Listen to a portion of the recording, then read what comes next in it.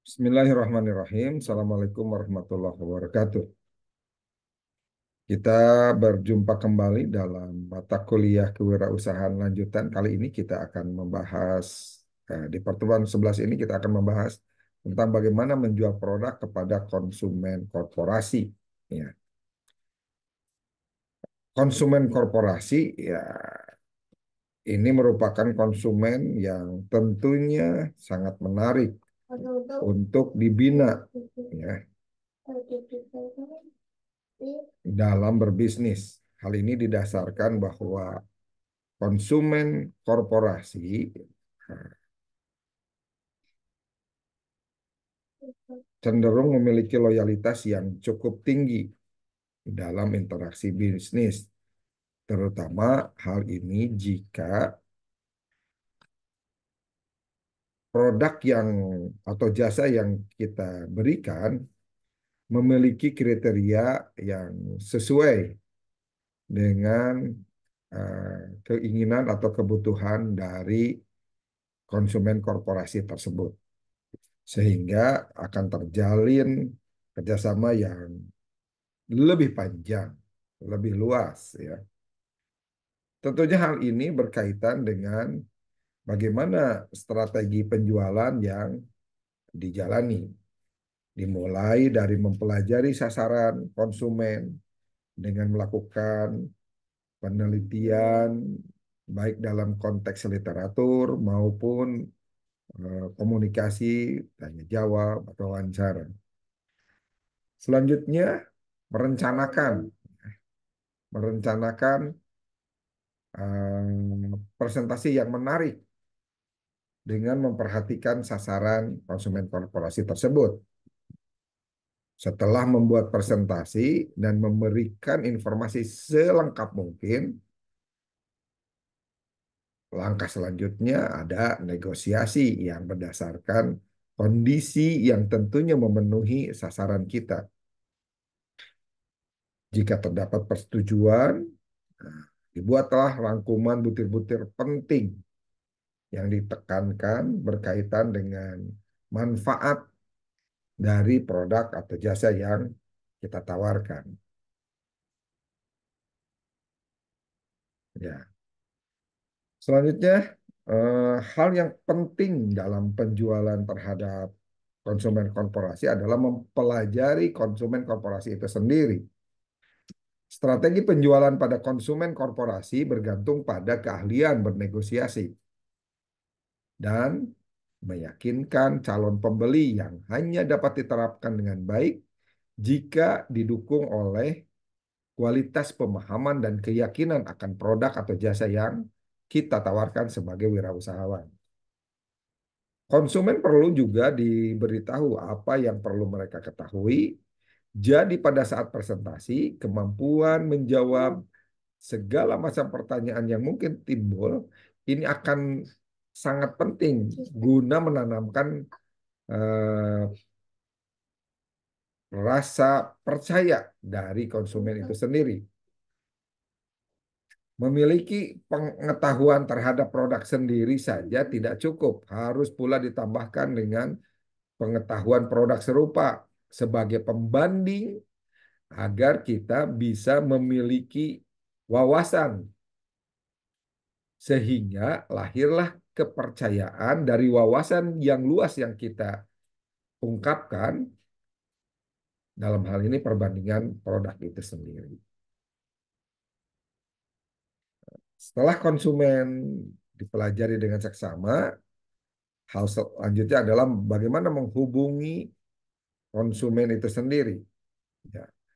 Untuk melakukan penjualan pada konsumen korporasi, maka perlu dilakukan kegiatan sesuai dengan aktivitas bisnis, yaitu dengan melakukan kontak, menghubungi konsumen korporasi tersebut.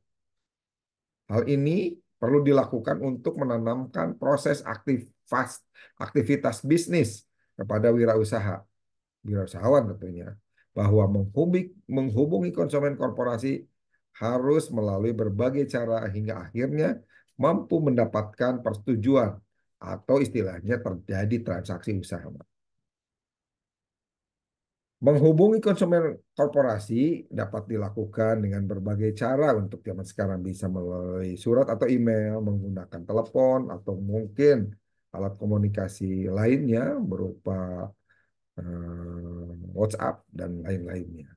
Tentunya setelah terjadi komunikasi, kita mampu memanfaatkan pertemuan dengan konsumen itu sendiri. Jika komunikasi dilakukan lewat email ataupun lewat surat, ya tentunya untuk melancarkan komunikasi lewat surat dengan konsumen korporasi, seorang wirasawan harus mampu menulis atau melakukan typing ya mungkin dan melakukan upaya untuk meningkatkan mutu tulisannya. Prinsip dari prinsip dasarnya adalah bagaimana dengan mengirimkan surat atau email ini dapat membuat ketertarikan atau perhatian dari konsumen korporasi. Selain itu, karena korespondensi atau surat adalah cara yang efektif, maka yang paling penting adalah memiliki list atau daftar konsumen potensial yang update, baik buat diri sendiri maupun dibeli dari perusahaan penyedia jasa informasi. Ya, dalam konteks korespondensi surat atau email, diawali dengan menjanjikan kelebihan produk yang paling utama, lalu perluas kelebihannya sehingga eh, terjadi ruang komunikasi yang baik, terbuka, sampaikan bahwa mereka akan mendapat rincian sesegera mungkin, lalu dukungan rincian produk atau jasa ini sebagai bukti penjualan, komunikasikan atau nyatakan apa ruginya bila bila mereka tidak mendapatkan memanfaatkan penawaran dari kita. Lalu ulangi cerita keuntungan utamanya pada pada bagian penutup penawaran. Dan yang terakhir, dorong tindakan agar yang membaca tahu bahwa mereka harus bertindak lebih cepat. Dalam hal menggunakan telepon, perlu teknik khusus ya sebagai wirausahawan untuk menghubungi perusahaan dan tentunya membuat janji bertemu dengan orientasi untuk menawarkan produk. Langkah-langkahnya, yang pertama yang harus dipahami adalah bagaimana teknik mencairkan kekakuan. Untuk menghubungi calon konsumen harus ada alasan untuk menelepon. Oleh karena itu, persiapan menjadi sangat penting dalam menghubungi konsumen. Persiapan itu dilakukan untuk mencairkan kekakuan pembicaraan di telepon. Yang dimaksud mencairkan kekakuan adalah mengawali agar bisa membuat janji melalui telepon tersebut. Yang kedua, menjaga perhatian. Saat menghadapi konsumen, tunjukkan perhatian yang tulus, misalkan dengan menanyakan apa kabar, atau menjawab sapaan dari mereka, baik, terima kasih. Jika salah satu pihak membatasi waktu, misalkan 10 menit, usahakan tidak lebih, kecuali apabila mau diteruskan. Selanjutnya, memanfaatkan pertemuan sebesar-besarnya. Setelah berusaha memahami kebutuhan dan sasaran konsumen, kita sebagai wirausahawan bisa mulai merencanakan cara memanfaatkan waktu dengan mereka secara efektif guna menyampaikan penawaran semenarik mungkin. Lalu yang keempat, merencanakan pertemuan dengan konsumen.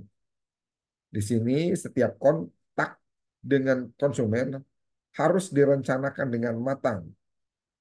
Misalkan dimulai dengan mencari tempat yang berkesesuaian dengan suasana formal, membantu konsentrasi, namun juga bisa menimbulkan kesan yang sedikit intimidatif ya.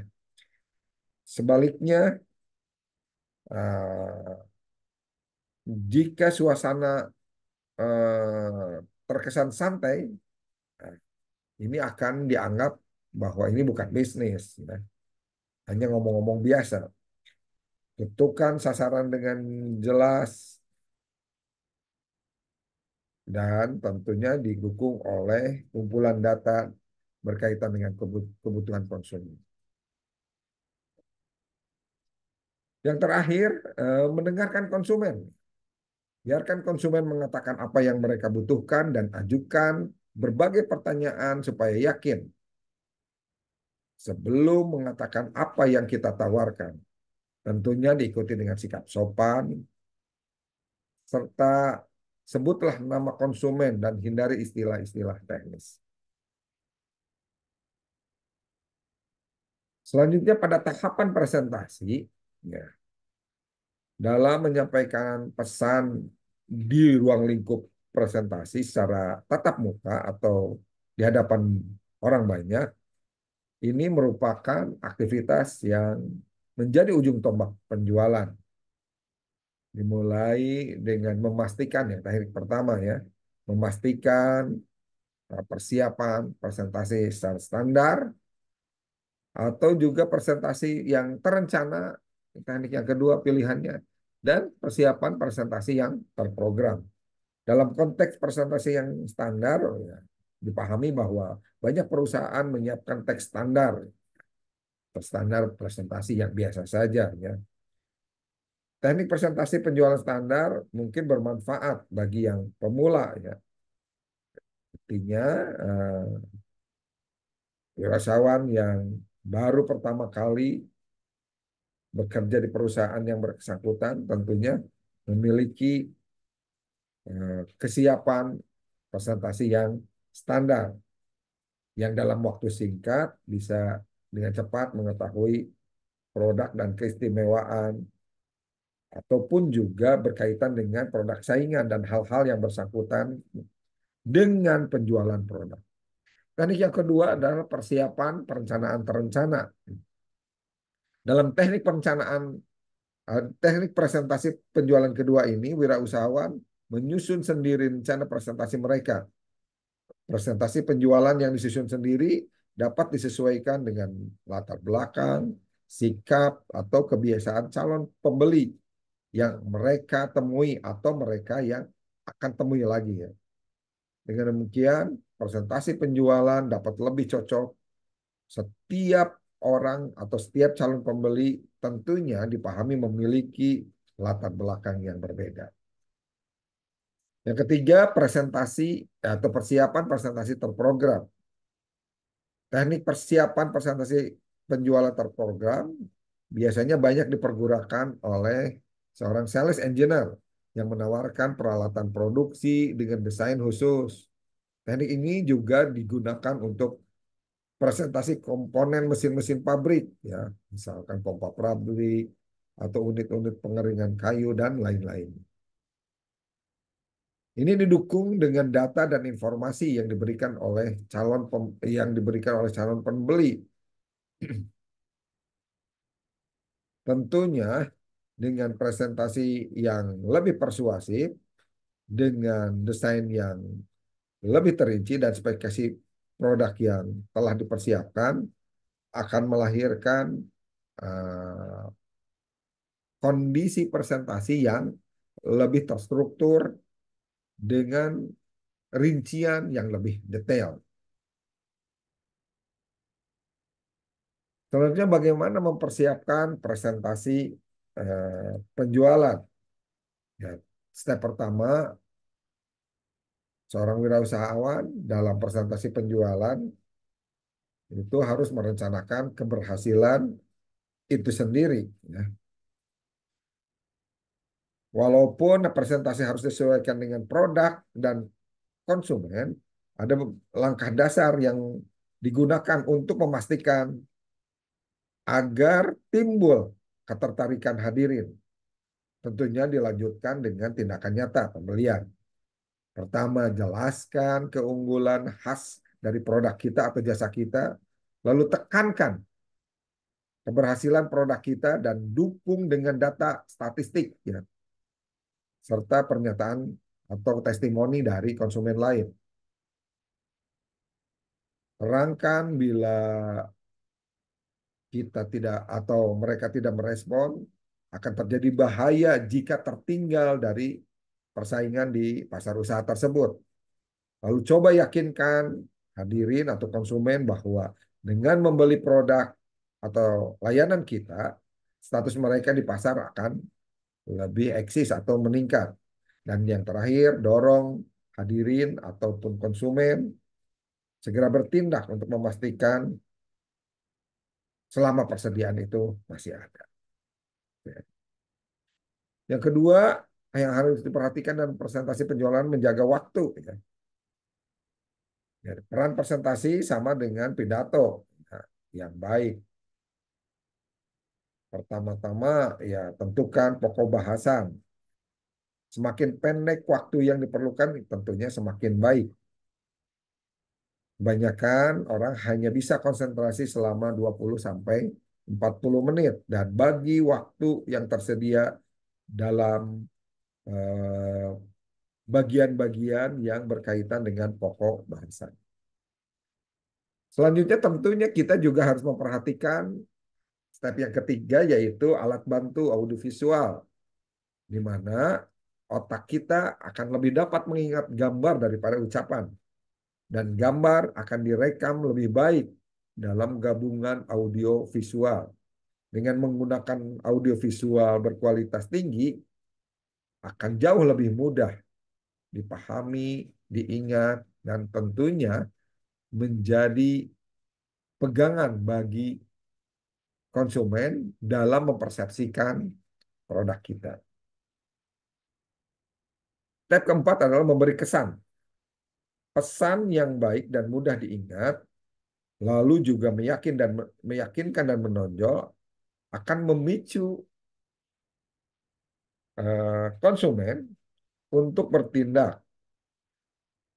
Hal ini dalam hal ini kesan akan timbul dari kualitas penawaran yang memunculkan keunggulan dengan yakin. Nah, tentunya diawali dari pernyataan-pernyataan menarik. Perhatikan misalkan kiat-kiat dalam menjual, terutama berkaitan dengan pemberian solusi, bukan memberikan masalah, dan perkenalkan produk sesegera mungkin. Lalu dalam step ini juga sebut nama perusahaan dan produk kita berkali-kali supaya mudah diingat. Di sini juga harus diperhatikan bahwa kita jangan menjatuhkan saingan, ya pesaing gitu. Jelaskan bahwa tawaran kita membuat solusi mereka, ya membuat solusi pada mereka yang tentunya lebih baik dan akan lebih sempurna. Jangan terlalu menekankan teknologi yang tidak dapat dipahami oleh audiens. Ya. Lalu bersungguh-sungguhlah dalam menata ucapan, perkataan, dan katakan hanya yang kita tahu maksudnya. Dan tentunya yang terakhir, akhiri penutupan dengan menayangkan kembali citra produk atau jasa kita, supaya pada akhir pertemuan menjadi poin yang mudah diingat.